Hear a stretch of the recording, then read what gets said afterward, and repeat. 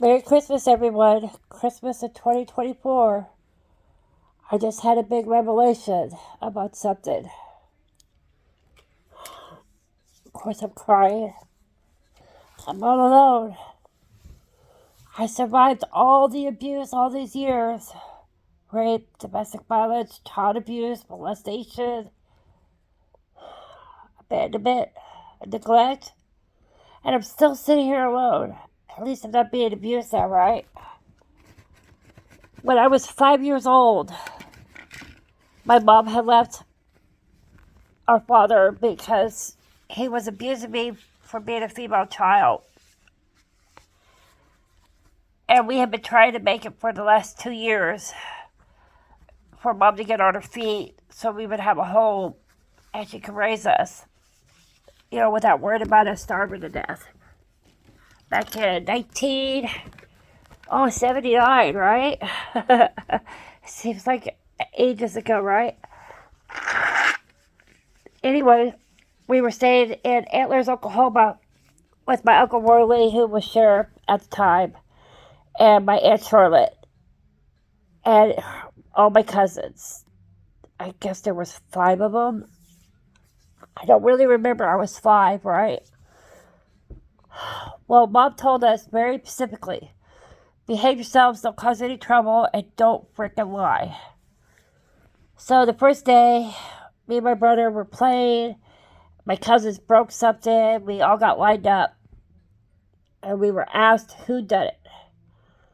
Well, I'd already learned by then that you don't point the finger at anyone. If they want to admit it, they can, but you don't point out actually who was at fault. At 5, I had learned that. So everybody denied it. And then we were told that if we don't come forward and tell the truth, we will not like the consequences. Well, our cousins turned me and my brother and said that they did it. And we, of course, denied it, that we didn't do it, because we didn't. And because we denied it, we got put on the wall. The wall was like standing in the corner, except it was a flat wall, because they had stuff in all their corners. And we couldn't move for however long they stood us on the wall. And if we moved, we got hit in the back of the heads, which would bounce our heads off the wall in front of us. And the tears would come to your eyes. And you'd be racked with pain. And your nose would run. And I don't know about you guys, but when my nose runs, it itches terribly. And I couldn't scratch it. We stood on that wall all day long that day. The next day, same thing. Of course, when Mom got home from work, we weren't standing on the wall anymore. They had taken us off the wall when Mom got home. And Mom pleaded with us to behave ourselves, because if we caused too much trouble, they'll kick us out. And then we would die under a bridge, homeless and hungry and cold. And we didn't want to be responsible for that, right? My brother was 4 and I was 5. So the next day, cousins do something wrong, we all get lined up. Who did it? My brother and my cousins decided that they would say it was me. And I never pointed the finger at anyone. So for the next 3 weeks, I stood on a wall, 8 hours a day, trying not to move. Of course I did. I was 5.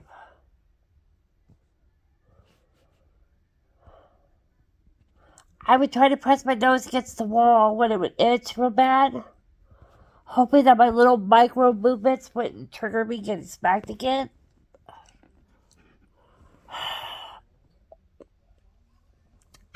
Tried telling my mom at night that I wasn't lying. I promised I wasn't lying. I wouldn't lie. But she said I was lying, that I would admit to doing the thing that I did wrong. And because of that, we were going to be kicked out. And we would die under a bridge, cold and hungry, and it would be my fault. And she didn't want to hear any of my excuses. She just wanted me to behave.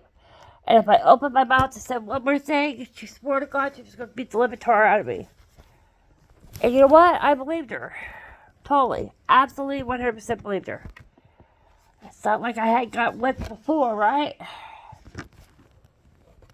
Oh, sorry. I'm trying to pop the phone up here. 3 weeks. Every day I refused to lie. I say I did it, or tell on my cousins and my brother that they did it, that I had no part in it, that I pleaded with them not to do it, because I knew that I would get blamed. 3 weeks, standing on the wall. My uncle sometimes wore his sheriff's uniform in the house, because, he was always on duty, right? He would be one of the people that would hit me on the back of the head and bounce my head off the wall.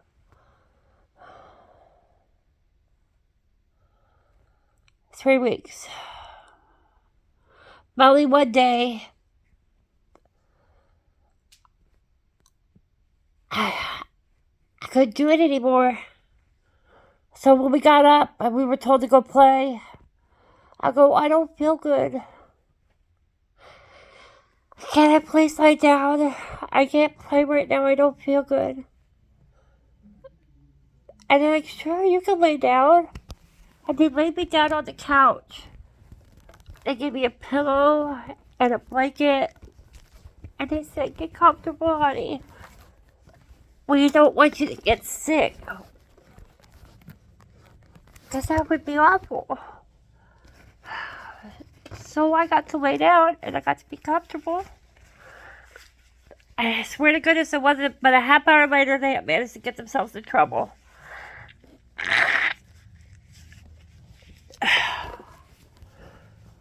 And they were lined up and asked who did it. And they all in unison said that I did. And the adults looked at them and goes, are you sure? And they all made up a story and said, yes. We told her not to do it, but she couldn't help herself. She smiled and she broke it. They'd say that she didn't care about anybody. She didn't care that she got punished. She didn't care. I laid there on the couch waiting to be put back on the wall. Feeling defeated.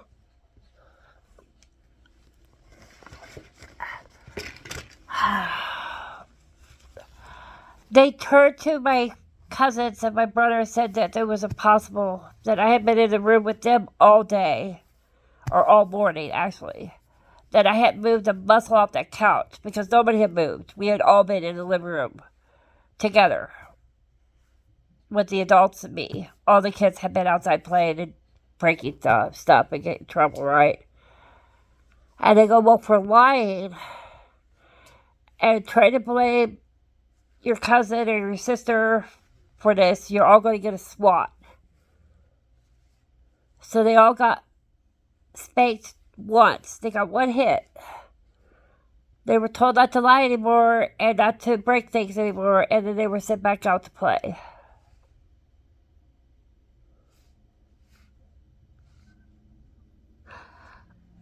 For 3 weeks, I had burdened myself with those punishments because I didn't want them to get hurt or to face consequences for the actions that they had committed. And I was afraid what would happen to me if I lied. And I was afraid that I'd be accused of lying if I pointed out the finger and tried to declare my innocence. So all I would do there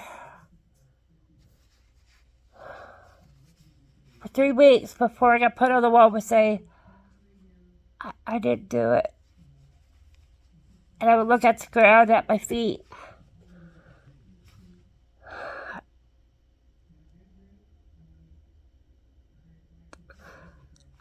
I got punished horribly so they could avoid being swatted. One time. One small smack on the butt. I still have triggers When my nose runs, I get panicked.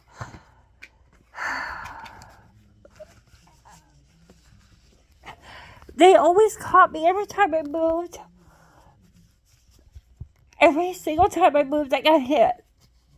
I never got away with moving and not getting hit. I got caught every time. I told this story to my mom here about 2 years before she died.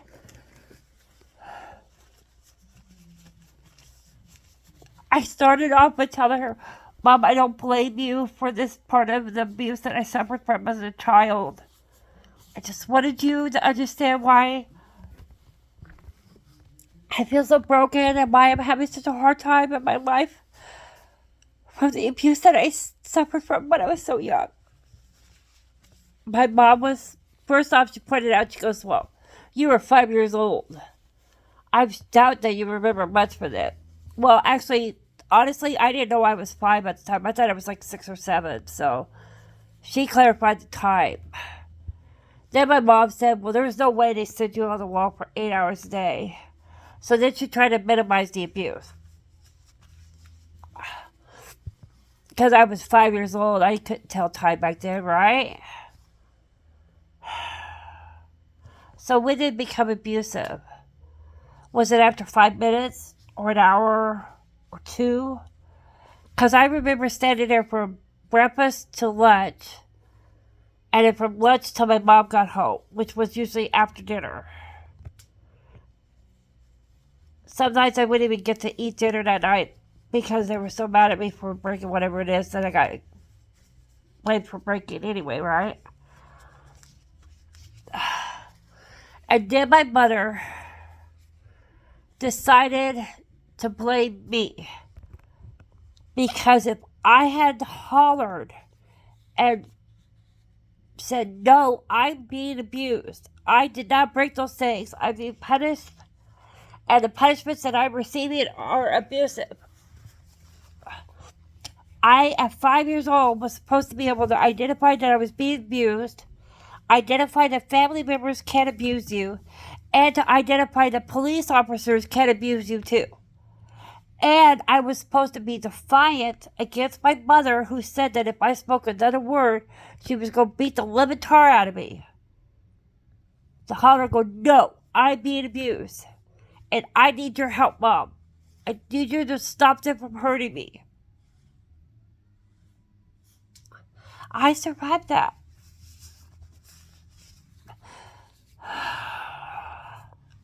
The abuse got worse over the years. The physical, the neglect, the emotional abuse was the worst. I have survived child molestation since the age of 10 because I just wanted to be hugged. And I found out the only way I could get hugs back then was if I took off all my clothes and let them have their way. And then I could get a hug. Because hugs look so good, right? I was a child who'd never been hugged, who wanted to be hugged.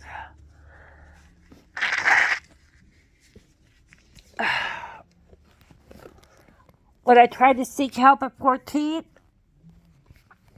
I was told that I would be safe from the social worker, that nothing bad would ever happen to me again. And then 2 hours later, as I was being escorted out of the building by my mother, I was warned by the social worker that if I ever said another bad word about her again, my mother, that they would put me in jail next time, and that I wouldn't have it so easy. My mom beat me on the way home so badly that I couldn't go to school for a week. If the social worker had just come by the next day, she would have saw the abuse all over me. And maybe then I would have been safe.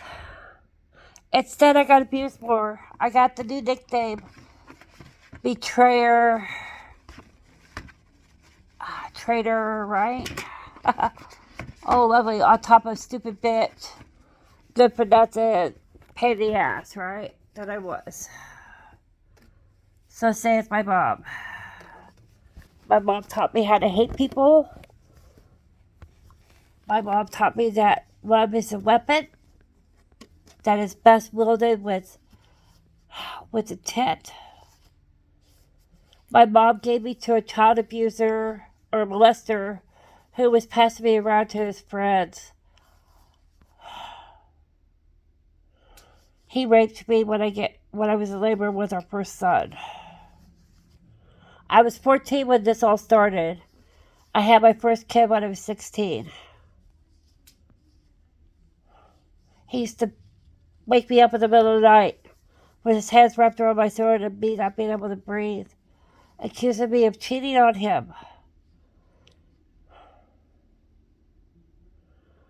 Thanks, Mom. Years later, he would take my kids. He would molest our 5-year-old daughter and beat my oldest son so badly that I had to spend days in the hospital with bleeding kidneys. When they took him to jail because he had managed to get joint custody of our kids, I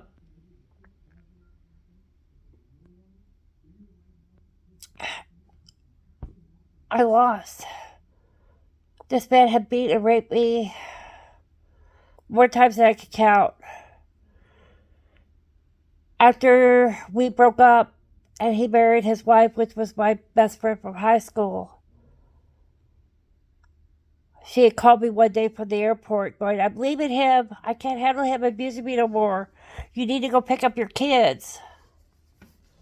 That man held me hostage for 32 hours after I had been on a drinking bender for 2 days anyway and beaten his wife, my former friend.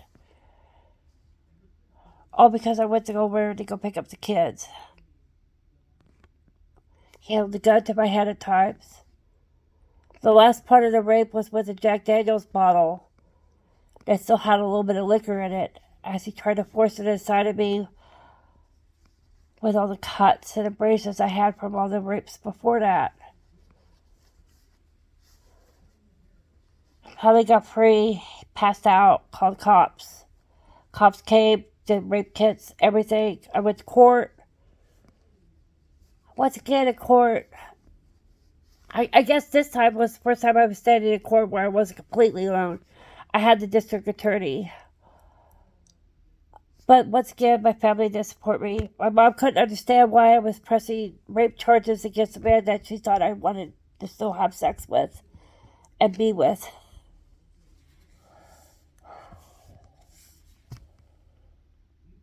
I stood alone. No support. My best friend had got back together with him. At that time, he was facing 4 counts of felony rape in Henderson, Nevada. Each count carried up to 24 years. Or a minimum of 24 years, that's right. Each charge. After the arraignment and the indictment, where I had to testify about what had happened to me that 37 hours or 32 hours, I think it was, I got cross-examined by the defense attorney who tried to make it sound like I wanted to be raped with a Jack Daniels bottle. I that nice of him. And how they thought it was my fault and that I wanted it all. I wanted to be raped in front of my kids, have a gun held to my head. Well, nobody bought it. They went ahead and pressed the charges against him. He had chosen to plead not guilty, and we were now going to trial. But because it was felony charges, the city of Henderson had to transfer it to Clark County, Nevada, down in Vegas, because the county handles felonies. During that time, we were doing custody agreements in court, determining parental rights. He was found to be the natural parent of William and Alicia, my son and daughter, the ones he would hurt later. They almost gave him unsupervised visitation rights at the time that we were fighting this court case of the rape that he had committed in front of his kids. And I standing there alone with him and his lawyers and DHS and everybody on that side of the room, and I'm more on this side of the room by myself. No family support, no friend support, no nothing. And I said to the judge, "No, don't. He's facing rape charges right now that he did in front of the kids. Please don't let him have unsupervised rights. The attorneys were screaming, I object. Blah, blah, blah. The judge told him to shut up. The judge goes, well, let's see. All right, he has supervised visitation rights. And the person that was going to supervise the visitation would be his wife, my former best friend. The one who had left my kids with him to begin with so she could escape his abuse on an airplane back to Kansas. Who sat behind him during his rape trial, supporting him. Because how dare I say I didn't want it. A couple months later, he took a plea bargain. Time served, no jail time. He had to do parole, which was a very short time. And he was charged with open and gross lewdness in front of a minor, which was a misdemeanor. But he had to register as a sex offender for the rest of his life.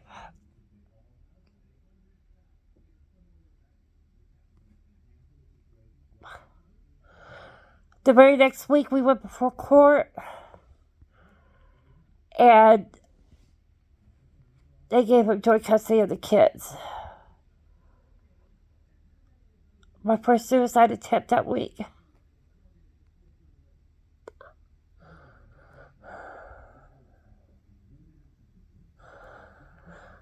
I tried to save my babies. I tried. Fast forward, 3.5 years later, it would be his turn with the kids. He was living in Kansas by then. I didn't know that he had been registered as a sex offender after he left Vegas. So he's living in Kansas. I delivered the kids to him.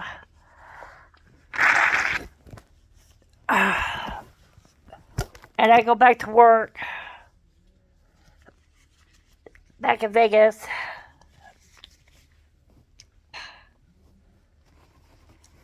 Only to have him 2 weeks later be living in a hotel room with him and just with Alicia, find out that he had been molesting my daughter. That Rosie had left him because she thought he might have been molesting their daughters. But he left my daughter with him. My daughter loved Rosie. Thought Rosie walked on water. And she left her with her father so she could get abused. Anyway, he was getting his ass kicked by some Indian out in the parking lot. William got scared and he called 911. While he was on the phone with 911, his father walked in and caught him on the phone with the police. And he proceeded to beat Willie with the phone. Back then, phones were really big and thick and heavy. And he beat my son with his phone. Put him in the hospital for several days with those bleeding kidneys, right, that I said about. They only charged him at that time with resisting arrest and violence against an officer in the state of Kansas. They decided to terminate his parental rights. And the very last question the officers had asked him before they hauled him up to jail was, where was I? He lied and said he hadn't seen me in years, and he had no idea how to get a hold of me. They knew a little bit about him, so they contacted Rosie. And Rosie goes, he'll know how to get a hold of her better than I do.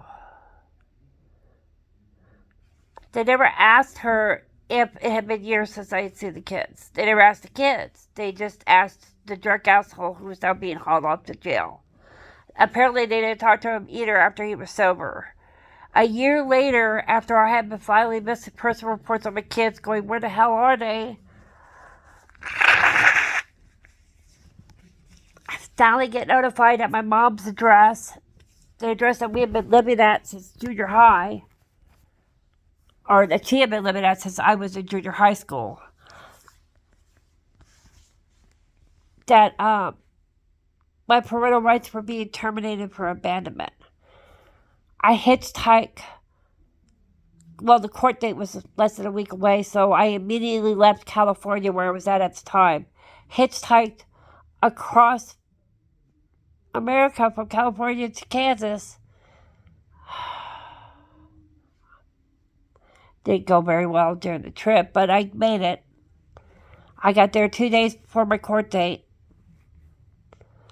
Rosie did apologize because I didn't know Aaron had lied like this, or I would have clarified it and told them how to get a hold of you sooner. Yeah, whatever. The night before court, I got to speak to the kids, tell them that I was going to court the next day and everything would be fine. And they'd be coming home soon. And that I loved them and I missed them and I never had stopped looking for them. I'm so sorry I didn't find them sooner.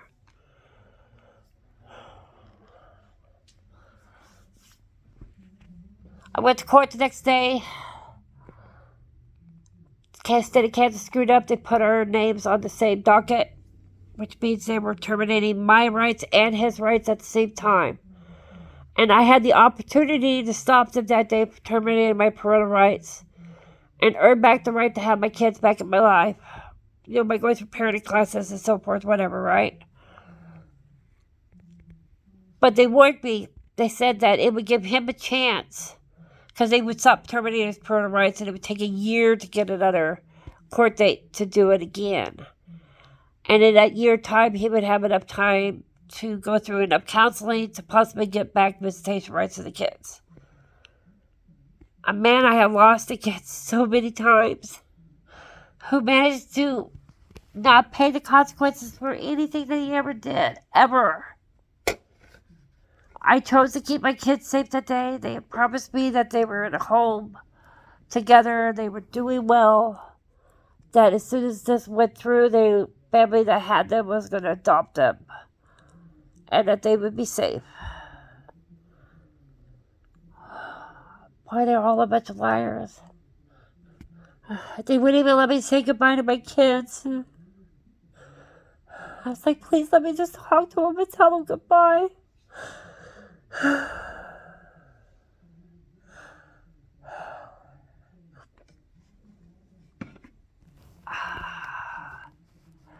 But I didn't get to do that.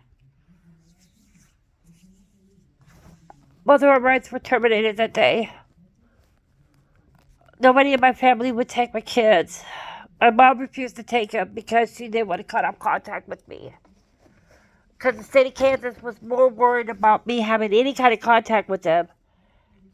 And that's why they didn't approve any of Aaron's family, because Aaron's family said that they wouldn't stop talking to him. And my mom said that she wouldn't stop talking to me. So they gave my kids to strangers.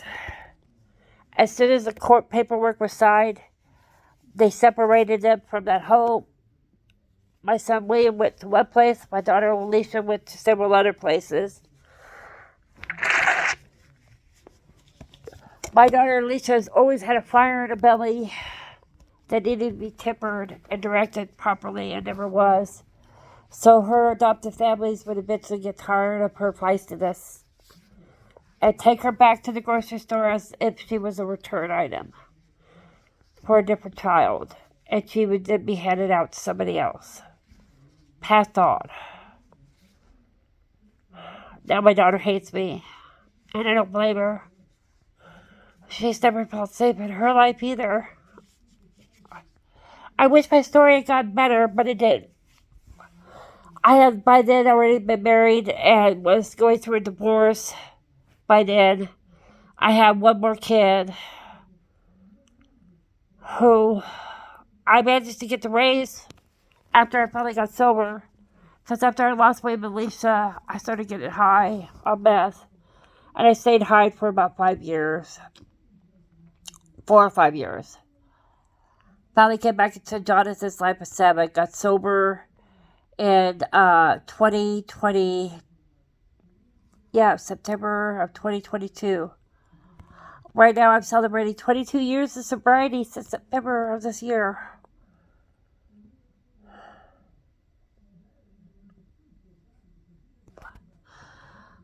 I raised my son Jonathan only to be abandoned by him because I had screwed up again. I let my mom come back into my life and live with us. I lived with my ex-husband who had done some things, but he was never physically abusive towards me. Neglected, yes. Robbed of emotion, yes. I never told Johnny about anybody that he was going to be coming in contact with about their bad side that I have saw, because I didn't want his lenses that, the way he viewed the world to be corrupted by the way that I saw the world, which had a lot of monsters in it who refused to take accountability and be healed and to be good people instead. Oh, one other side note, I found out years later, after I finally got sober and so forth, that Aaron had got to visit the kids one more time after having his parental rights terminated. He died in a hotel room, murdered by some other drug addicts that he had been hanging with that month. On my mom's birthday, 2 weeks before my daughter was to turn 18.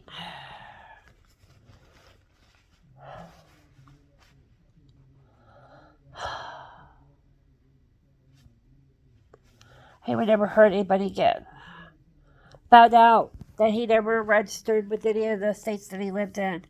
When I found out about it in Colorado, I tried getting the police department to get him to register, but he never did. They would just warn him, well, you better register or else. I found out later he had been babysitting little girls there at the hotel, extended place that he was staying. God knows what he did to them, right? I tried, little ones, I tried. But I couldn't keep anybody safe, let alone myself. I had several more abusers since. I had let my mom back in my life. And though she didn't physically abuse me no more, she reminded me that I was worthless and had no value, and that I was damned. I never had emotional support from anybody in my family. I had my mom telling me how to be a good parent, and then when I would do the things that she suggested, she would then comfort Johnny behind my back, telling him that if she had been in charge, she would have never done those things to him. I never hit Johnny. I never threatened him. I never cursed at him. I never degraded him. I never neglected him. Whenever he needed to go to the doctor, he went. And I took him on a regular basis to the doctors and stuff for preventive care. Something that I never got when I was a child. When I was a child, at 10 years old, I was diagnosed with a connective tissue disorder and told that I wouldn't live past 30. That was the last time I saw a doctor regarding that. Until I started getting pregnant with my kids, and then I was on welfare, so they really didn't want to treat me. They just monitored the aortic valve to make sure that I wasn't dilating during pregnancy. With Johnny, my third child, a month after I gave birth to him, they had me untying my tubes, so I couldn't have any more kids. With the guy saying that if I had another child, it'd probably kill me. But this way they got another person to stop collecting welfare and more benefits by having kids. Wasn't even on drugs. I was just poor and uneducated. Dropped out of school at 16. Actually, I dropped out of school when I was 15. First week of my sophomore year. I passed my GED test 3 months later. Got the third top score in Clark County out of 100,000 students tested when I was 16. Took an ASVAB test when I was 19 to try to improve my right to get a job on base as a civilian, because I couldn't pass the physical test to go through boot camp and, become an actual person in the Army. I passed so well that they were willing to give me any career of my choice. But I had to go through boot camp, and I told them I can't. I wouldn't get past your physical therapy or your physical that you have to take before boot camp. It was worthless. I didn't get that civilian job, by the way. Near genius level IQ, or super genius IQ, right? Which all that I ever meant was I was smart enough to get myself into trouble. I just wasn't smart enough to figure out how to get out of it.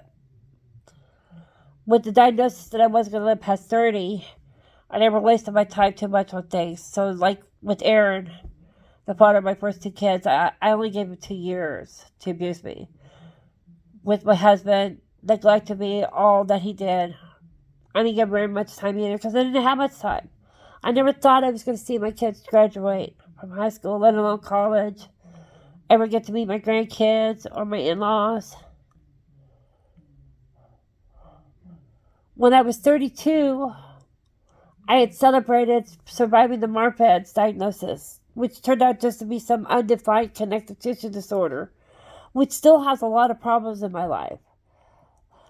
But it didn't kill me before I was 30, and because I was so uneducated and so unaware that it didn't dawn on me that medical science has changed since then to now, and that back in 1984, what they couldn't do then, they're doing wonders now. I could have been saved from a preventative surgery that had a better survival rate. Because back in 1984, only 50% of the people were surviving the surgery to keep your aortic valve from dissecting. We were living in Vegas at the time. You don't gamble unless you're willing to lose. And I wasn't willing to lose a moment of my life. I still wanted to live. Even though I was being abused and neglected and made to feel like I wasn't worth anything.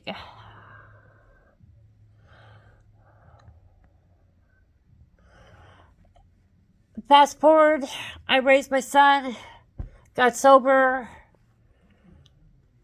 I tried my hardest to do to Johnny what I could to give him the best life. But I gave my mom an opportunity to turn him, and she did. He doesn't talk to me. At 32, when I survived the Marfad's thing, I ended up getting cancer. Johnny was a freshman in high school when I got diagnosed with cancer, and they said I had less than 5 years.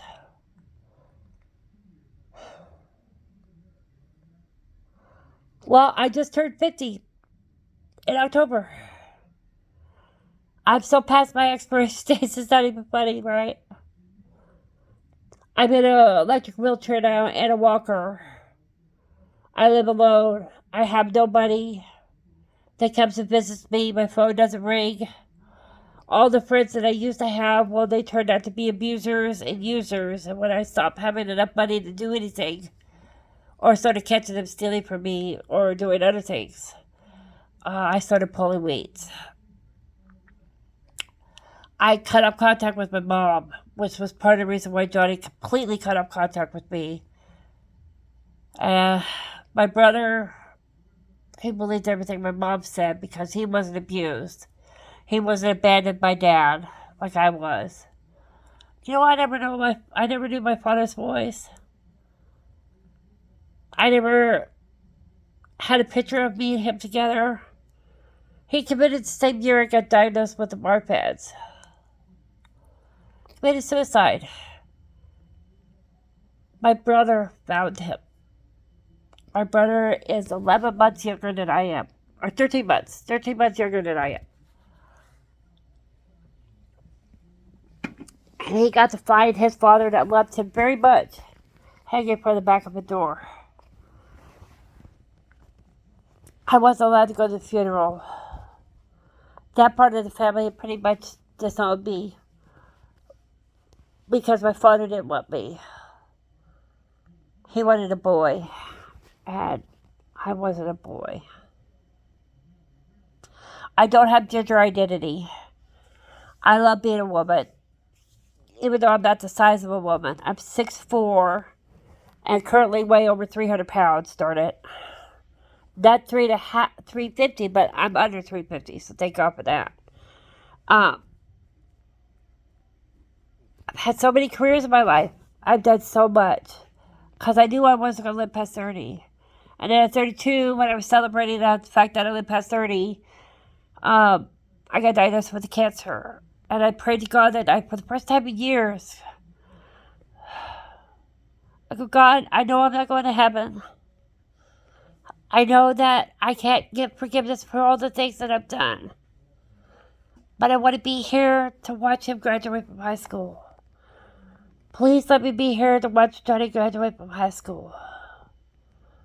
Well, I managed to see both of my kids that got adopted out. I couldn't save Willie, though. He was caught in the state of Kansas. He's under their care now. He signed away his rights to make decisions for himself. Go figure that, right? So now he's not allowed to have a girlfriend. He's not allowed to have children. They allowed him to go to college to get training, but they won't let him work. The only thing they do let him do is smoke cigarettes, get high, and get drunk. Nice. My daughter ended up developing a thing called detachment disorder, or reattachment detachment disorder. And I turned out to be the person that she blamed for everything, because that's what they do. They find one person, and that person's at fault for every bad thing that's happened in her life, currently or in the future. I really want to just love my daughter.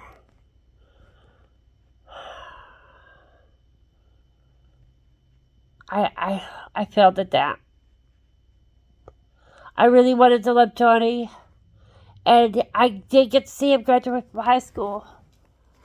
I got to move him into his first apartment, and that was pretty much it. After that, he slowly started getting further apart from me. He never called me. I said hi. I never got another present from him again, except for once. One time, since he turned 18, I got one present from him. And it was $100 for Mother's Day. I was so happy. I went to my mom and go, Mom, look. I didn't lose him. He still wants me to be his mom. He gave me. And my mom tore me a new one. She said, you have to give him back that money. You can't be so fucking greedy. I go, Mom, I tried to give it back to him. He insisted that I have it. He insisted on it. And she goes, well, of course he did. He's a good kid. Sorry, guys. Oh, he's a good kid, right? Of course he gave me that money. Oh, I can't figure out this camera stuff. I managed to get the money back to him. It took a little bit of time, but I managed to do it within 2 weeks.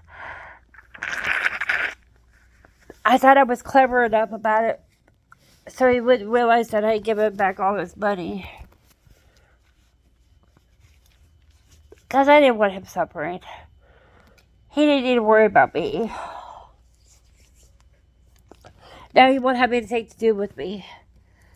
He said that he was an abused child, and that I was the reason that he was abused. And when I got him to tell me why he was abused, or how he was abused, because I apologized for it, even though I didn't believe I abused him. I apologized because I'd rather be blamed for something, even if I didn't do it, just so I could continue to have a relationship and be in their lives. Let me face the consequences for other people's actions, so that way they don't have to suffer it. But again, it didn't work, right? All he wanted was would have got swatted, right? But he had to avoid being swatted, right? So instead, he blamed me for child abuse. And it was funny because the excuse he gave was this. One day, when walking home from school after getting in a fight at school and being dismissed for 2 days, right? However they say that. He was dismissed for 2 days. And the principal called me and asked if I wanted to pick him up. I go, no, he walks home. So let him walk home and think about what he did wrong, right? And that gave me a chance to decide what I wanted to do, because really what I wanted to do when he got home was celebrate that he finally stood up for himself and he didn't let these other punks abuse him anymore, because he was bullied terribly at school. So bad in Oklahoma City, so bad he got abused.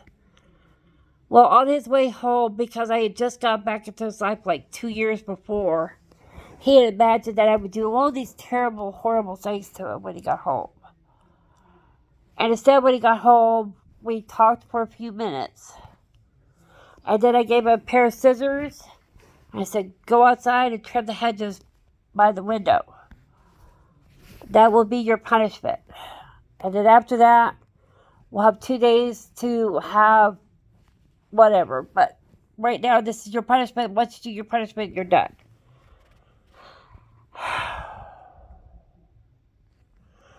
I checked on him 4 times during that hour that he was outside, because my son wasn't used to hanging outside. He was an indoor kid. So I kept going out there and making sure he was okay, because God forbid that he have something bad happen to him for playing outside for an hour, right?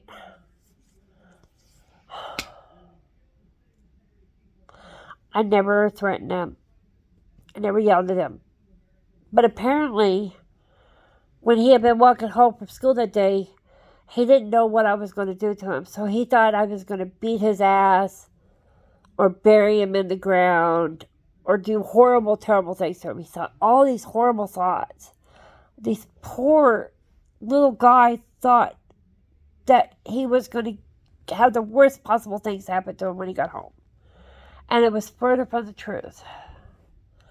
After the hour after his punishment on the bush, we celebrated. We did all his favorite things for the next 2 days. Or at least I thought we were doing his favorite things. I was so proud of him. And we did have to talk about him finding different ways to speak out against the violence. And not become one of the people that committed the violence. So for 2 days, he did get sort of talked to about other alternatives that he could have done instead of reacting to the violence, right? And it started off with, number one, you have to go to the principal's office when you're being bullied and make a report. Because he had been making reports about the bullying, I had no pull at the high school or the junior high. Going, look, he's being bullied here. You know, and, well, we don't have any records of it. So I was like, Johnny, I have to have a file. If there's a file with a bunch of, statements saying that you were bullied by him on blah, blah date, and this was what it looked like, I can't do anything for you. I can't hold them responsible for not protecting you. Well, like I did when I was 5 years old, he refused to point the finger.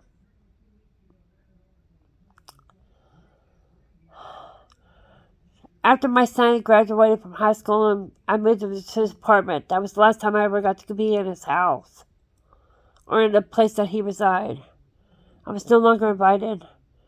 Found out years later that, actually a year after he had graduated from college, that he went to college and graduated.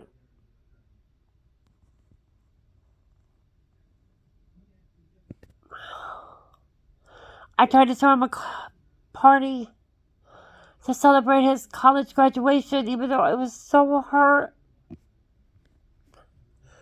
that I didn't even know he was going, let alone graduating.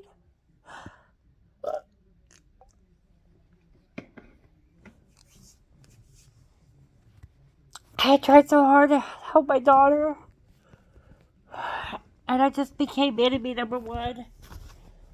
My daughter now thinks it's okay to tell me that she wants me to die and suffer a horrible, painful death, and that there's absolutely nothing wrong with that. And that the only thing wrong in this planet is me not dying of slow, painful deaths and making her wish come true. Another person I apologized to that I didn't owe an apology to. Other than the stuff that I'd already apologized for sincerely. I had set her up several times in her apartment, bought dishes, things that you needed to have in a household. Helped her with as much things as I could, loaned her money when I could, let her stay with me. And all she did was not keep her promises. She was so hurt, so traumatized that she wouldn't let me help her get treatment. She would do things for marijuana that most people would not think are safe or healthy, and I agreed. Eventually had to do the tough love thing and just like, no, you can't stay with me because you don't respect the rules. And every time I let you stay with me, you try to destroy things in my life so that way I wouldn't even have a place to stay, let alone you and me. And I wasn't perfect. I've yelled at her. I've screamed at her. I've got into fights with her that I wish I hadn't. Said things that I wish I hadn't. I did a lot of things that I wish I had.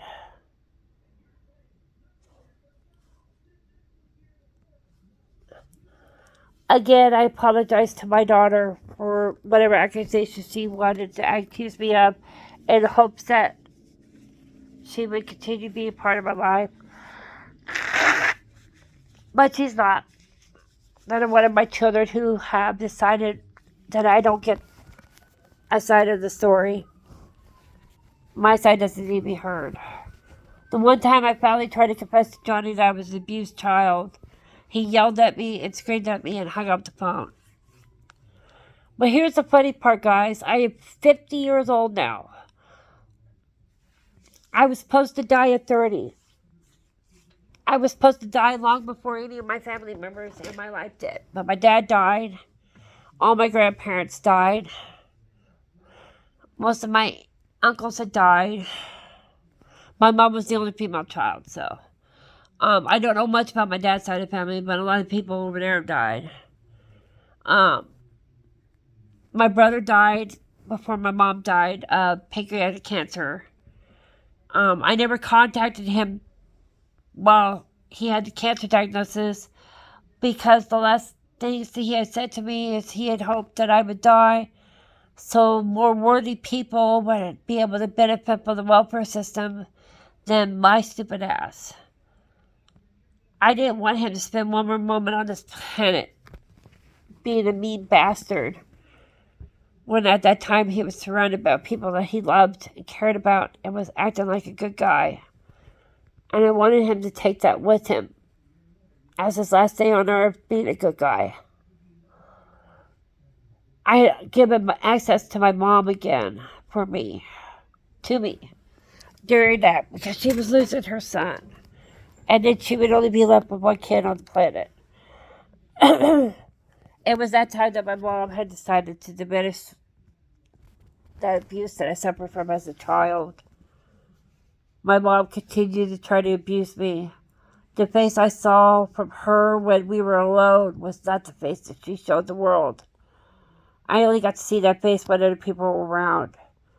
But she would quickly remind me when I was alone that I didn't deserve those nice faces that she shows everybody else. I learned that forgiveness does not equal permission. And that I only forgive people for me, not for them. I've always forgiven others. Probably gave them more chances than they deserved. My last boyfriend, who I was with over 13 years ago, is currently wanted for murder and is on the run. They haven't caught him yet. He murdered his grandparents a couple years after we had broken up because he had finally gotten released from prison and didn't like her rules that he was having to follow to help stay on probation and not go back to prison and to maybe turn his life around. And instead of being helped by them, he decided that he didn't like the rules and he killed them. And it took off with her stuff. And now is on the run. My mom turned my kids against me. Willie has Asperger's, so he forgets to call me all the time. It's Christmas Day and I still haven't heard from him, which is not abnormal. I don't hear from him on my birthdays or Thanksgiving or Christmas, even though I'm still sitting here alone. It's Christmas Day. We're 55 minutes into this video and I haven't received a single phone call from anybody. I kept choosing child abusers for friends, including a female child abuser who had managed to blow up my life so badly right when my brother was diagnosed with cancer, and I was trying to get away from my abusive mother, trying to gain relationships back with my kids. She managed to take my support system, my church, and our small group of friends that we had together. She was diagnosed with borderline personality disorder, and she felt like I was going to do something bad to her and that I was going to tell her secrets to everybody. So she blew up my life in the hopes to save her own. And I had done nothing. And I had planned on doing nothing. And I did nothing afterwards. I didn't tell any of her family or the church any of her secrets. Even though she claimed that I was dealing drugs to her Christ-centered AA type group, right? My sponsor believed her. And all my sponsor could say to me over and over and over again was confess. Confess to the lies that she had told. The girl, the child molester. I was like, I didn't do anything wrong. She's lying.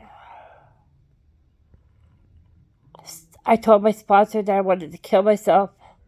And she goes, well, you probably feel less that way if you just confess to what you've done wrong. And we could get past it. I was like, I didn't do anything wrong. I eventually had to block her number.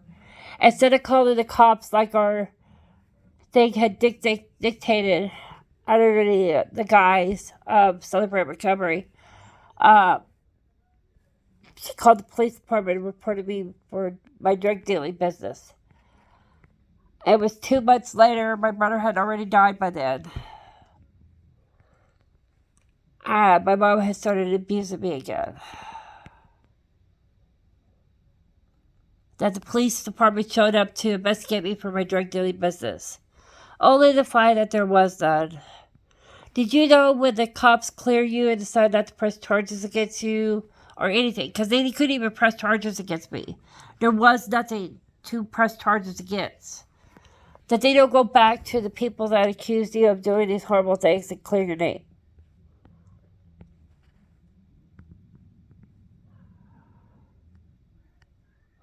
I did nothing wrong. I didn't go back to my church or that support group because she had said if she had saw me again, she would not be able to control herself and she would beat the shit out of me.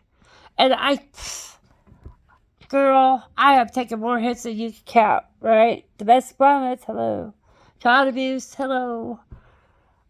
But she had also told me that she ever went back to jail again, and because she was on parole for the next 20 years for her child abuse that she had done. That if she ever went back to jail and got put back in solitary confinement because she was a child abuser, and it would be murdered and would pop, right? I guess that's how they say it. That I refused to go back to that church, that I refused to go back to those places. Because I didn't want her to violate her parole, take it out of me, and have her commit suicide in herself. I didn't want that on my hands. So I didn't go back to my church. I didn't go back to my recovery group. I didn't try to clear my name or anything because she wasn't part of all of that. I didn't want her to go to jail because she was having an episode with her borderline personality disorder. All I had said to her that day when she blew up at me was, I think we're going to have to self-quarantine from you guys since you guys, it was near coming, right? And they were spreading the disease and didn't realize it. While they try to avoid people who had symptoms or had come in contact with people that had symptoms, blah, blah, blah, they weren't willing to do the same for others. And because of that, I had said, oh, I'm going to have to quarantine myself from you guys just until I know that you're symptom-free. Doesn't mean I can't talk to you on the phone. I just don't think we should physically see each other until the date, right? Well, she wasn't going to have any of that. She took everything that I treasured at that moment in my life that had finally gotten back. I had slayed my mother's God. I was redeemed. I was one of Father's most loved children. I lost all my friends. Lost my favorite church I had finally found.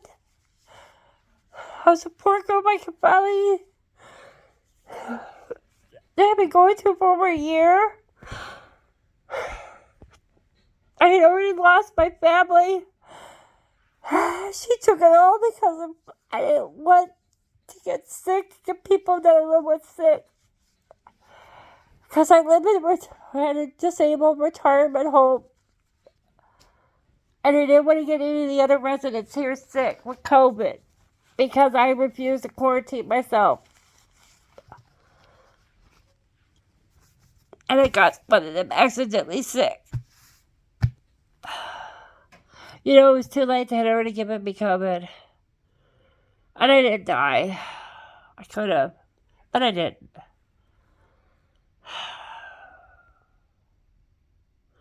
And she never went around and said that she had lied.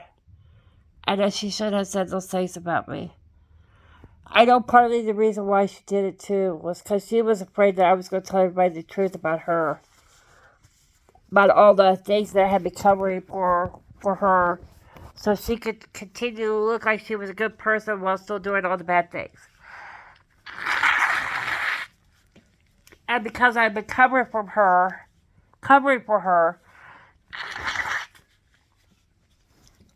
I had enough stuff on her that I could have gotten her probation revoked without her hitting me.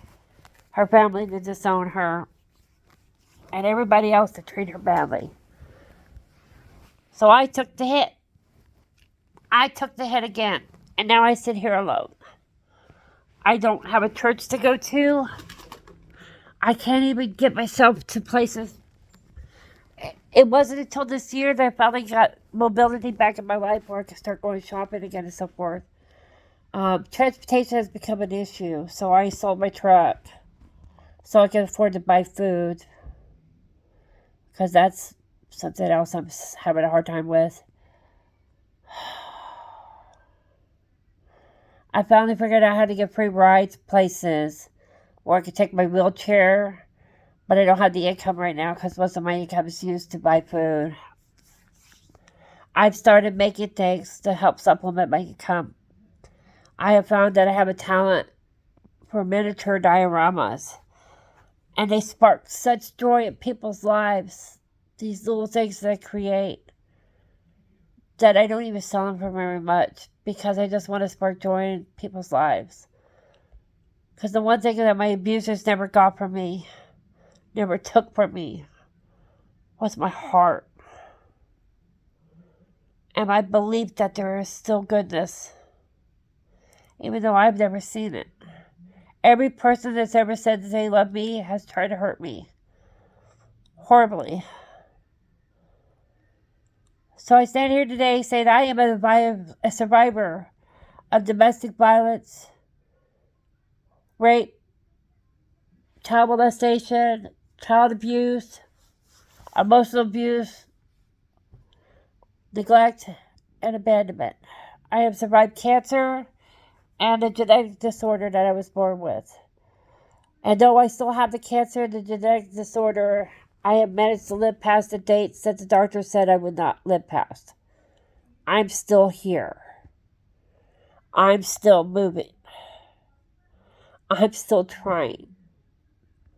I've spent the last 3 Christmases alone, the last 3 Thanksgiving dinners alone with no friends or family because I don't have none.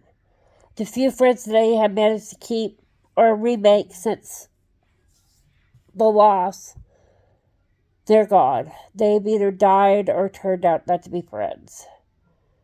The only thing that came into my life right after my brother died, my mom had tried to take him from me too, was my dog Henry. Henry was prescribed to me as the most support animal because I have terrible anxiety, and here in the state of Oklahoma you can't have benzos and opiates. So I chose the painkillers so at least I would be suffering in pain, because even the anxiety treatment medications like Xanax doesn't get away all of the anxiety. It just helps you with it a little bit. And I'd rather be out of pain or able to handle the pain more than handle the panic. Because there's other ways I can handle the panic attacks that doesn't require a pill. So, come here, Henry. Come on. My little Bottoms here lays beside me all day long under a blanket next to my lap.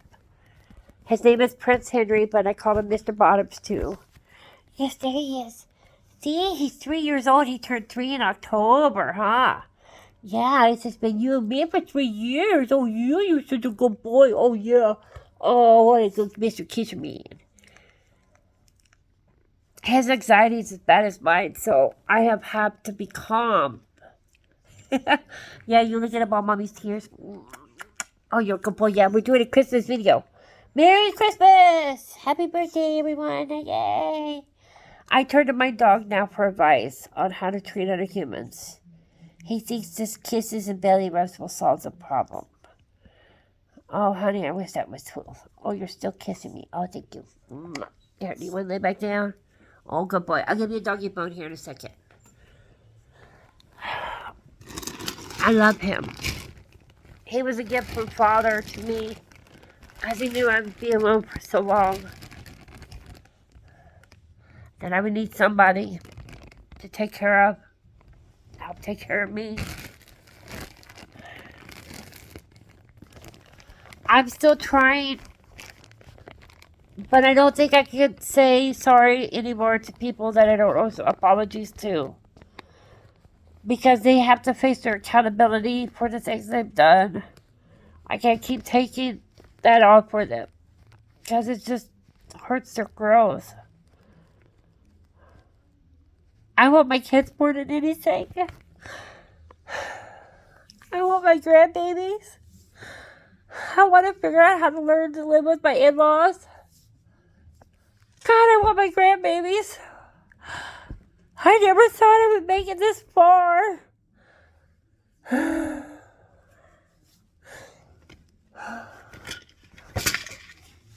I tried so hard to be a good person.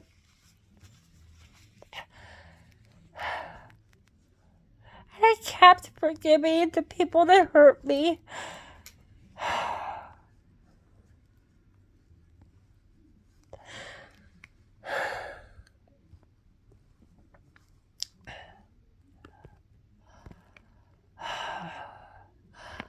As you can see, I'm still broken. I'm still broken because I'm on Earth. Only Father can fix our pain. Only Father can fix us. We shouldn't judge others because we are broken, and our brokenness will affect our judgment of others. I will trust Father to judge those people as accordingly and hold them in accountability for the things they need to be held accountable for, not for the things that I think they need to be held accountable for. Because my mother, those men that hurt me, my brother, my kids, we're all broken. Every single one of us is broken. And while we could become better human beings here on planet by taking accountability for the things we've done, we can't take that for others, because it just keeps them broken. Heck, I am probably more fixed than anybody, and I'm still crying. I'm the one crying alone, right? But I have a relationship with my Father. my Father God, not my earthly father, because he died long before I ever got a chance to know him.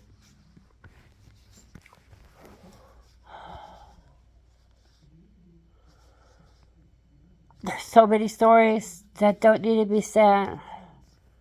I don't need to spend the grief anymore. The current support groups don't work. They're run by the devil. Instead of being able to get help from other survivors, we're told that we're not licensed therapists and we can't give advice.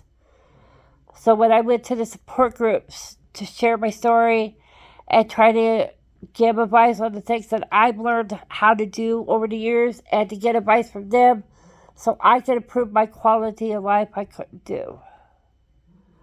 Because we weren't allowed to do that. We were told to stop. The devil controls a lot of things. The devil controls the court systems, the prison systems, good people in prison, bad people on earth. Just enough bad people in prison to torture the good people that are stuck there.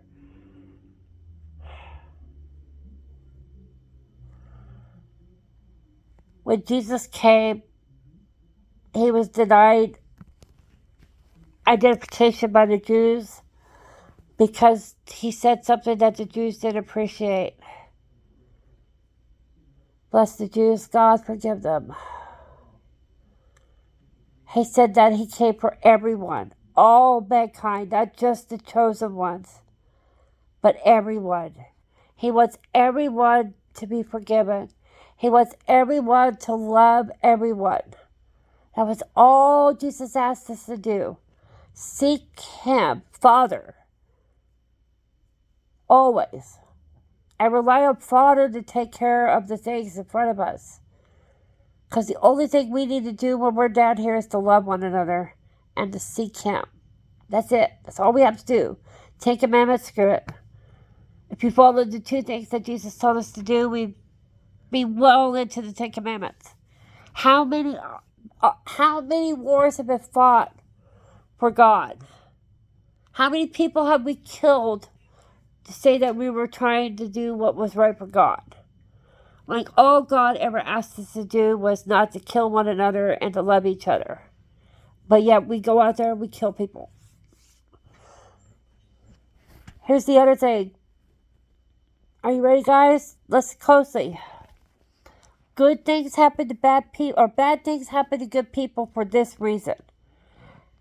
God gave us free will and promised he would never, ever affect or forbid us from using our free will to do the things we want. Including, putting bad things in the Bible that causes conflict, causes so much conflict. He hasn't stopped a single bad person from saying a single bad thing to anybody, including himself, when they speak out and say, well, God says that we need to kill these people in the name of Father, right? God gave the bad guys freedom of speech too. Or not freedom of speech, free will. Because on earth we're supposed to learn to give our free will back to God willingly. That is our trial down here. That is our test. God will comfort us through those times where the bad guy's free will is affecting our lives in horrible, terrible ways. Abuse, child molestation, rape, violence, neglect.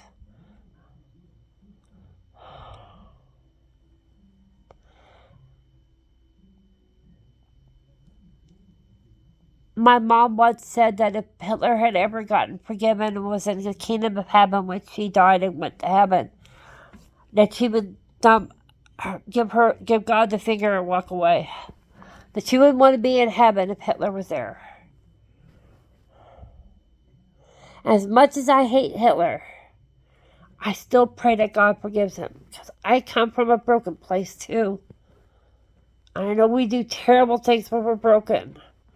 And people that I've loved so much in my life did so many terrible things because they were broken, are still doing those terrible things because they're still broken. The other thing that was changed in the Bible, things that were said, because they sounded so good at the time, it sounded like it made perfect sense.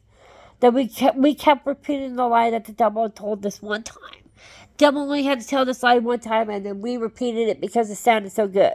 It sounded right, but it wasn't. It's against God's will.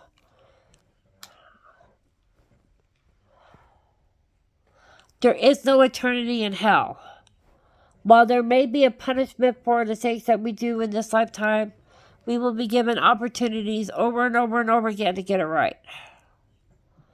God would not condemn you to an eternity of suffering for your 5 minutes of accountability here on earth. Your brief time. I say 5 minutes because imagine a 13-year-old or a 12-year-old, right? Now of the age of atonement. Turns and kills his sister in a moment of rage because he said that she got something during his birthday party and he didn't. Or she got the first piece of cake when it was his birthday and he was supposed to get the first piece of cake. And he kills his sister for it. And now he goes to hell for all eternity because he took the life of an innocent over something stupid.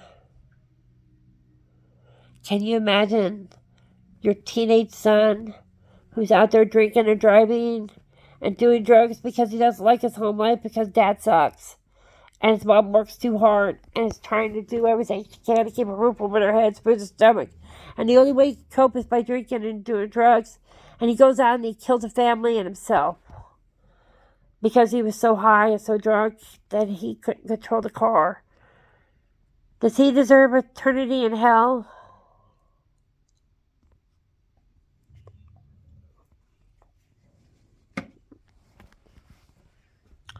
There's so many wrong things in this world. And the major wrong thing in this world is us judging others. Oh, I believe in the court systems. And I believe that there should be accountability. And that once somebody does their time, they should have the ability to restart their lives. They should not be imprisoned and held in a cell for years. That does not breed people to come out of prison and be successful. And the few people that, I know that when I went to jail for 2 weeks, I found out on the day that I got bailed out that the money that had been on my books when I had gotten arrested 2 weeks before could have been used towards my bail amount to get me out of jail. I sat for 2 weeks in jail with enough money on my books to bail myself out of jail. And I couldn't get bailed out of jail. The judge would no me. I sat for 2 weeks in jail before my mom finally got my brother to bail me out of jail. Because my mom refused to bail me out of my jail. But she goes, you go bail your sister out. That way she can get out of jail and not have to sit there until whatever date. I was arrested for alerting for the purpose of soliciting prostitution. In other words, I wanted to work for somebody for 5 or 10, 20, 30 minutes, whatever it is, to do a service to somebody so I could earn the money that I had proposed that be paid for that service. I wasn't trying to steal. I wasn't trying to sell drugs. I wasn't trying to hurt somebody or not give them what they pay for. I wanted to do a job. I wanted to get paid for it. Unfortunately, that job at that time required my physical body to perform the task, much like a construction worker or a painter. I just used different body parts for my work. I got a year probation or suspended sentence, which means if I had done anything wrong in that year, I could have gone back to jail and served a whole year in jail. But you know what? I didn't know the things I know nowadays. Back then, I would have only served maybe 3 months. if I had continued to plead not guilty. I would have spent more time in jail trying to plead not guilty than I would have had I just pled guilty. I would probably been out that week that I got arrested, right? I had asked for help and nobody was willing to help me. I still hadn't even been assigned a public defender at that point. Heck, it took him 5 days just to arraign me to set a bail amount. 5 days.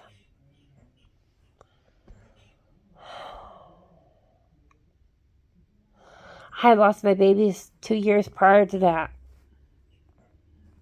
Giving them up for adoption. I was trying to get drug money at that time because my boyfriend wanted to get high. I was ready to go to sleep, but he wanted to get high. And we were broke. And we didn't have enough money to buy food and stuff after we woke up. So I went out that night to earn enough money so we would have enough money for drugs and enough money for food for when we woke up from being high all the time.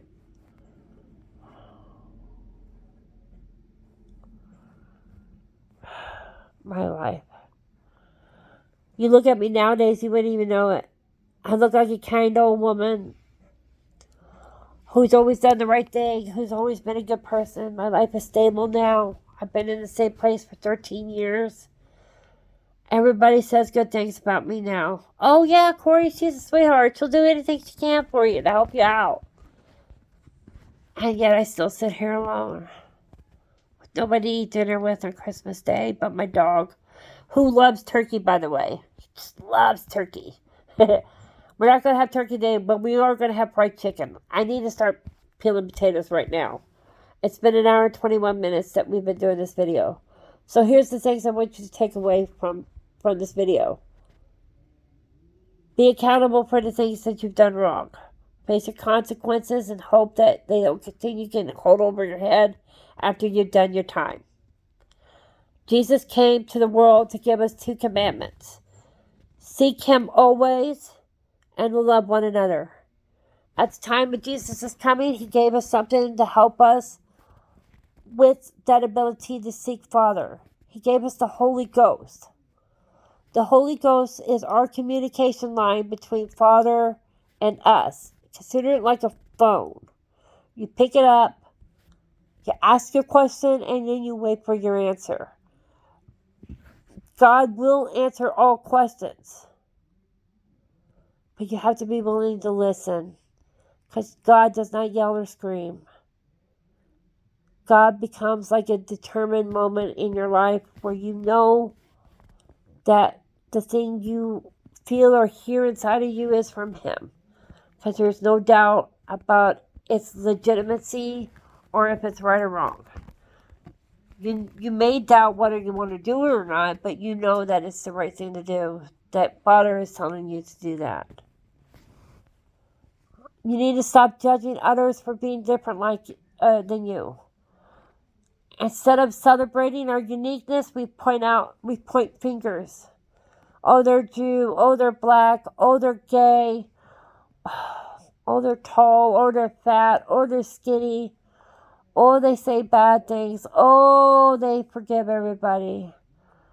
They don't have any money because they gave it all away. Oh, they steal. They have all those good things. Oh, they molest children. Oh, they beat their wives. Oh, she goes back to them every time. She never runs. She never tries to get away. We hug more people and give more understanding to cancer patients than we do victims of rape and domestic violence. The ones that need to be held and comforted most, we throw them away. And the ones who are fighting to survive, who have more support than you can count, we continue to lift them up even higher.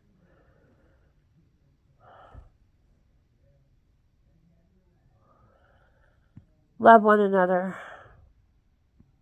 Hold yourself responsible, but don't abuse yourself. You matter. God wants you. Don't ever let anybody else take that away from you. And for goddamn, listen to me on this. Do not take my word for anything. I'm a human being, and I say broken things because I'm a broken person. If you doubt any of the things that I've said today, I got good news for you. You have the Holy Spirit. Even if you believe in Jesus or not, you still have the Holy Spirit. And you can still talk to God. And God will still talk back to you. Because God wants you to come home. And He's not going to hang up on you. And He's not going to deny your phone call just because you don't believe in Him. He will answer the phone. And He will answer you. Good people say bad things. My grandmother, who I love more than anything in the world, said this one thing to me once, and it sounded so good and so comforting that I repeated it to others. And here's what she said. She goes, God will never give you more than you can handle. Wrong. That is a lie. That is completely wrong. What that remark suggests is that we need to handle our problems. That we don't need to bother God with them.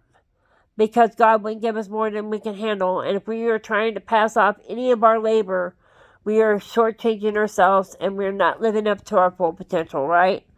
Boy, that sounds really good, right? But it's all wrong. God wants us to give Him everything. The good and the bad. All of it. We were never meant to bear or carry a single piece of anything. Not 1 gram of sugar, not 1 gram of sand, not 1 grain of anything, not a mustard seed, not a mountain. We were never meant to pull, tug, survive, face, or deal with anything without Him. We were never supposed to celebrate, rejoice, party without Him. He wants to be in our lives, present for every freaking moment. And we continuously look away from Father. I say this to you now because the devil gets a point every time you turn from Father for even a second.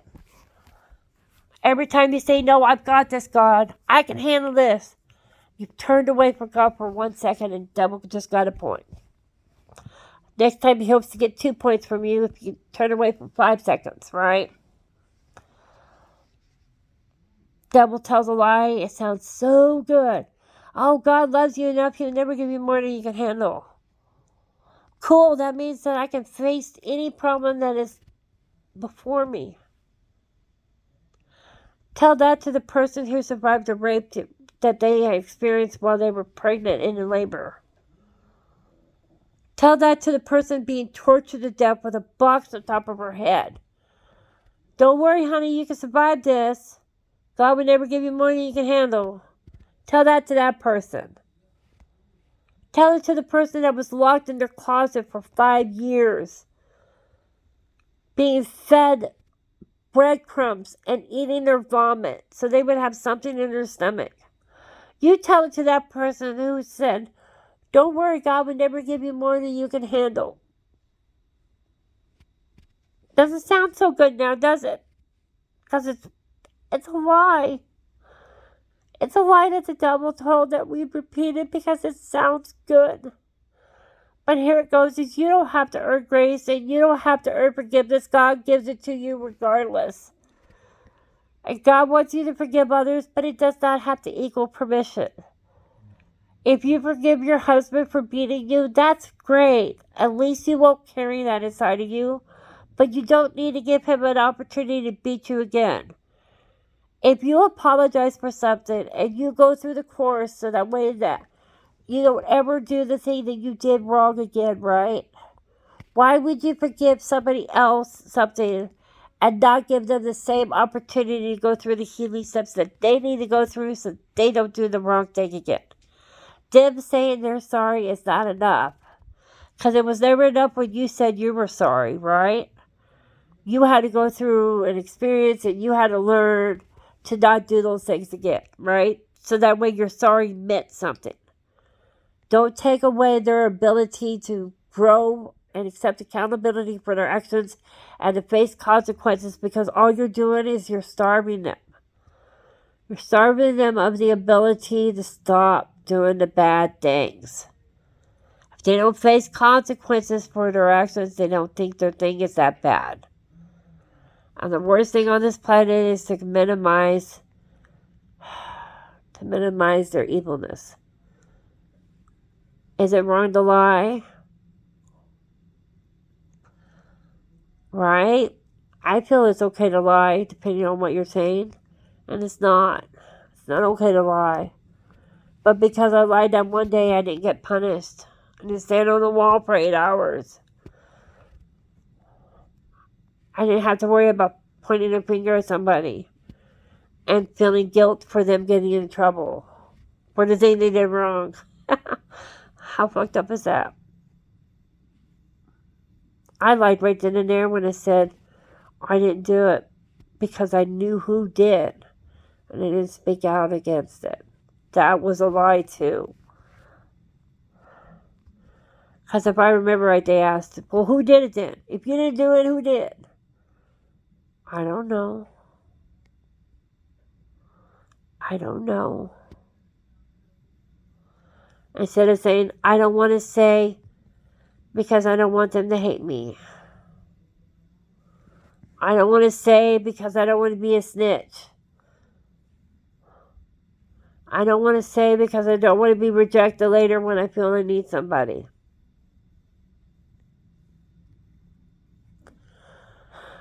Stop hurting each other. Stop rejecting. I know I used the term Jews there earlier. It's racism. They rejected God's Son because of racism. Just like the blacks feel persecuted here, which they are, because of racism. But we're persecuted right back for being white. Nobody would want my white privilege. Nobody would want to walk in my shoes for 5 seconds. The cancer, the connective tissue disorder, all the abuse I've suffered from, there was no privilege there. I got abandoned by my father because I was white female. My dad didn't want female children, he wanted male children. So they can go hunting and camping with, and fishing, and blah, blah, blah. Have penis stories. I don't know, I'm a girl, right? I don't know what do guys do. I do know this. I was a better hunter than my brother was. Better fisherman. I wasn't grossed out by cleaning out my kill. Or prepping it to eat. My brother was. Bless his heart.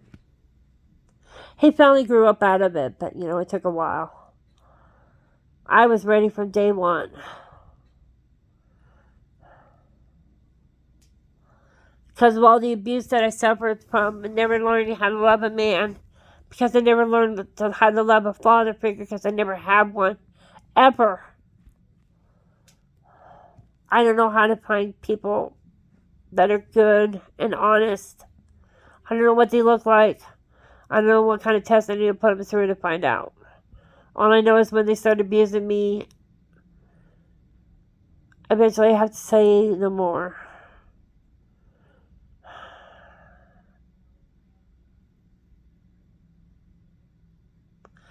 If I say no more to somebody, pretty much figure that they have done the worst things they could more than once before I turn my back on them. I have friends right now that I hate so much right now for doing the things that they do. I still love them though. I still pray for them. But I refuse to participate in their campaign to hurt others. I do not hold them up. I do not give them a cushion to fall upon when they do bad things. I am not the person that they can go to and dump their problems onto.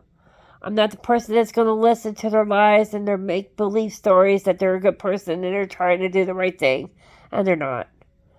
They're trying to get another leg up on the world. I'm not giving them opportunities to steal from me any further. I need everything I got. And if I have what I could, I give what I can, but it's not much, right?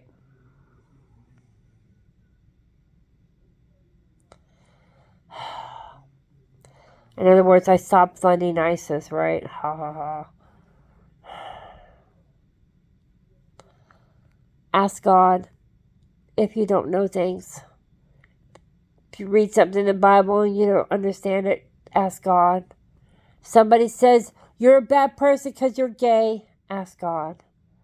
Why would God condemn somebody for loving somebody? That doesn't sound like my God. My God would love the fact that you're loving others. It may not look like the love that everybody else has with everybody else. You know, I'm actually,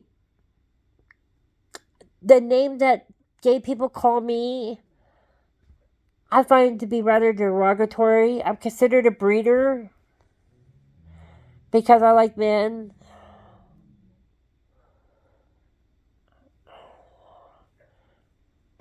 Racism everywhere, right? It's everywhere. Don't point fingers. Give hugs. Don't give judgment. Tell them to love God, to love themselves, and ask questions. Tell them no longer be silent. No longer hide. Come out.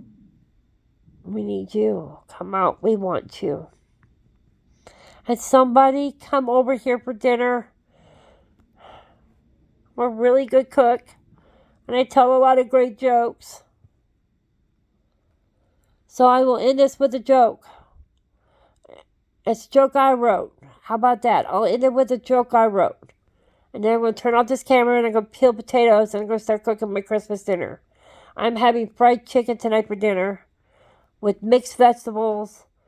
And I'm making mashed potatoes, real mashed potatoes with cream and butter and everything. And country gravy on the side. I wish I had some biscuits, but I don't. But we'll make by, alright? And I'm going to make chocolate pudding. No, that's right. Christmas night, we're having homemade cocoa. Because I've got all the ingredients I can to make cocoa from scratch. And I'm going to bake cookies in the oven. I'm using a pre-made cookie dough, but I have extra chocolate chips. So that's going to count as homemade cookies. And me and Henry are going to have cookies and cocoa and fried chicken and gravy. Because he'll drink a little bit of cocoa, but not too much, because dogs can't really have chocolate. And he's going to eat fried chicken, which he loves. Sorry, it's not KFC, Henry. I'm sorry, it's not KFC. Okay, he doesn't look too hurt by it. Yep, see, there's Mr. Bottoms. Mr. Bottoms. What do you think? Oh, I love him. Thank you. Because of my wheelchair, I'm able to give him more walks outside. He loves going outside at 2 o'clock in the morning when there's nobody out there and it's just me and him. And we run up and down the road and have so much fun. All right, let's get on with the jokes so I can get cooking. Okay, here it goes. You guys ready? Long time ago, Daniel wrote in the Old Testament about Judgment Day. That, you know, about how it goes when you get judged. So he goes into a room to be judged by God. And in this room, it's a room full of books. There are so many books, it's uncountable. And every book represents somebody's life. But nowadays, our children, would they understand the value of a book? Because back then, books were more valuable than gold or diamond or anything. More valuable than even life itself sometimes. And to have that amount of books meant that you were the richest person. You were more prosperous than anybody else ever. If you owned that many books that God owned that day. So many books you could not count them. But our kids wouldn't understand that. So nowadays when our kids go before God to be judged, God will pull out his iPad. And he will show them TikTok videos and Facebook and Insta posts and go, probably shouldn't have done that one, huh? Well, upon hearing this, Amazon and Google are pissed because Apple made it to heaven and they didn't. Funny how Apple calls himself Apple like the other fruit from the Garden of Eden. Then it made it back to heaven. Unfortunately, God, we're sorry for the internet interruption, and we will have tech support out to you soon because his iPad just froze. And Amazon and Google, I guess, sought the devil because they needed somebody to sell their stuff to, too. And unfortunately, this center here likes Android products. Fire's pretty good, but I really like the Google stuff better. It's easier to use for me. Yeah, to me that's funnier than the joke that I just told. God using an iPad to judge us. Go God. Merry Christmas, everyone. Thank you, Jesus. Let us end in a prayer. Father God, thank you so very much for today. Father, thank you so very much for the way. May we follow and seek you all of our days. Amen.